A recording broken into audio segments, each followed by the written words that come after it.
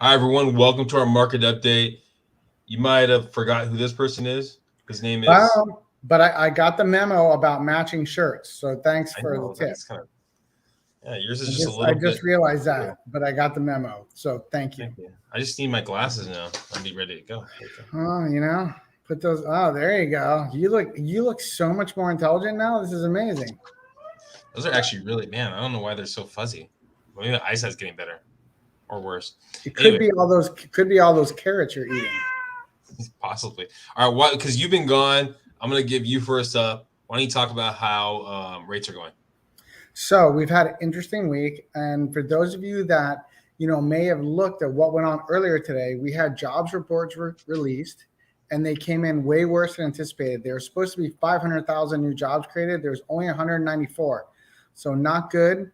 The unemployment rate did go down. The real unemployment rate is typically, well, last month it was 8.8%. Now it's 8.5, so it's down a little. So that's helping, a little bit overall. But the main thing that's really, not helping interest rates as well is year over year wage earning is up 4.6%. So that's good, you would think, right? You're like, right, Vinny, we're making more money. This is good.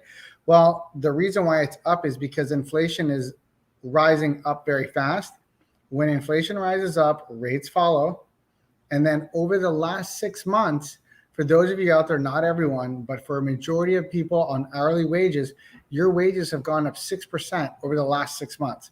So all that pressure combined together made the bond market react adversely this afternoon, and interest rates went up again.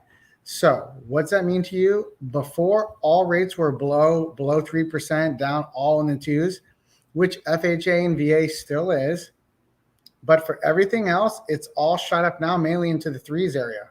So is that overall terrible? No. Is it as good as it was before? No.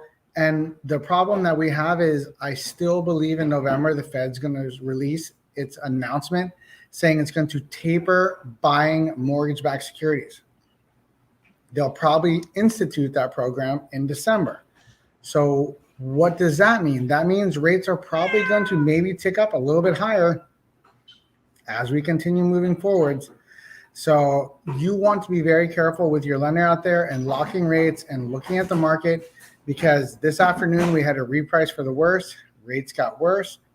Not good. And, still, once again, Vinny, I don't think our inventory is doing well. So you're looking overall, it's still a hot market, but with rates gradually ticking up, but still overall amazingly low historically. So don't cry. It's not over. The free money's still continuing, my friends.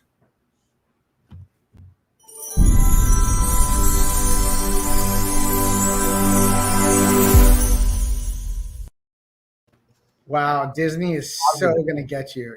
I just want people to be positive. You're bringing everyone down, wanting to get the vibes back up, get back going again, give people a chance to win $50. Okay. And then we're going to get into more sad stuff. All right. How much did the most expensive detached single family house sell in Carlsbad so far this year? Sell for? Carlsbad, that is a really nice beach town, but very expensive. So let's see who can get that and win some money right there. Well, if they actually took that money and invested with compound interest over the next 10 years, you're making people very wealthy, Vinny. And I'm grateful for you helping people out like that. So thank you. Positivity. And now back to the sad stuff. Oh, God. All right. And now back to your scheduled depressing programming. Well, a little bit of positive. All right, so what, happy hour is starting? Is that the positive note? Yeah, I'm gonna start drinking soon. So we got a tad bit more inventory than we usually get. Remember, the numbers that we get for this week are gonna probably go up as of next week and the following week as they go up. So this 743 might be in the high sevens. So that's a positive compared to where we've been the last couple of weeks. Relative. We'll see if that actually rings true. Now, if you look at the cannibalization, that's not a positive. We're talking 114. Okay, percent of the inventory that went on the market was sold, so a lot. A lot. Now, active properties. So wait a minute. Are you telling me I shouldn't make my lowball Larry offers asking for ridiculous discounts? Now, if you were here, I think not last week, the week before, right? You would have known that list to sold, the median, on average median, right? List to sold has actually trickled down. So your lowball Larry offer maybe, yet relative to where you were offering at maybe 3 months ago, or maybe you were offering at 105, 106% of list to sold, right? Now you might only have to offer 101 of list to sold. This is amazing positive news, Vinny. So maybe can we do a Disney Larry intro for that? Yeah, maybe not lowball Larry, but maybe lagging Larry. A little lagging, possibly. Let's see if it goes. Now, active properties, right? We're talking about active properties. 2,500 didn't go down drastically compared to last week, so that's kind of nice. Pending properties has trickled down a little bit, so that's a positive right there. We want basically the pending properties to balance out with the active properties. That will really help us out. So that's trickled down more so than it was last week. Active properties, 3,700,000, about consistent. So across the board, the pendings have trickled down a little. So hopefully next week, right, that pending number will go down a little bit, and hopefully active properties will stay about the same or go up. So that's kind of like the little bit, I guess, how you take it, the positive. But wait, there's more. Another positive thing, if you do get a house under contract in October and November, it's one of the 2 cheapest months to close on a house if you have impounds, because it's one of our lowest months of them. So there's some more positive news for you, my friend. Yeah, so to factor that in what he's talking about, and I get this question a lot, and David can talk more about it, is, oh my gosh, my closing costs are so expensive right now, right? But then I talked to someone else 2 months ago, and they said my closing costs are going to be a lot less than this, right? So you're going to have to pay your taxes one way or the other. Wait a minute. You mean we have to pay taxes? You mean I have to pay property taxes, Vinny, when I buy a house? What is this craziness? It's a little surprising. So what happens is unless, right, your lender allows you to do it, you're paying more than probably 25% down, okay, on the property, you're going to have an escrow account. So every 20%, month, 20%, okay.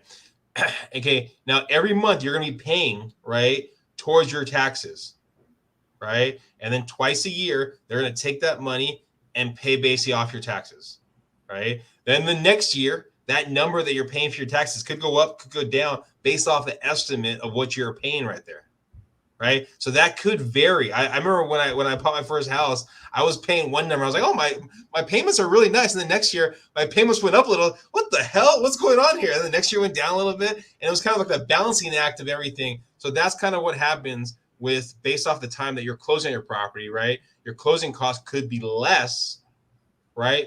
Okay, than another time of year. So something true. And let's not dive deep into this, but I'm going to mention 2 dirty words, so people may want to close their ears for small children. Supplemental taxes. Yes. We'll go into another show about that. It's another issue, and it's very important. Most lenders and realtors tend to, it just slips their mind. They're like, oh, I totally forgot about that. And then the buyer gets that bill, and not good. But we can talk about that later. So sorry about mentioning those dirty words. I know this is a family program. I appreciate that. All right, I'm going to go in this question one fast, and then we'll get into more numbers. All right.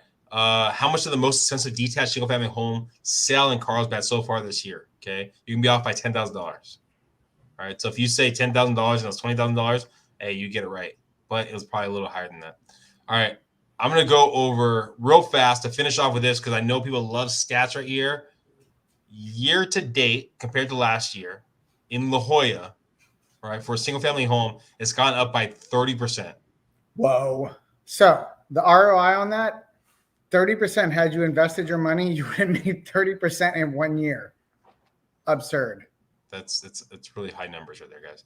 Anyways, Thank you guys for watching. Please subscribe. Please share. Tell your friends. If you have any questions, you know who to call. Not Ghostbusters. Myself or David. Ooh. Thanks, everyone.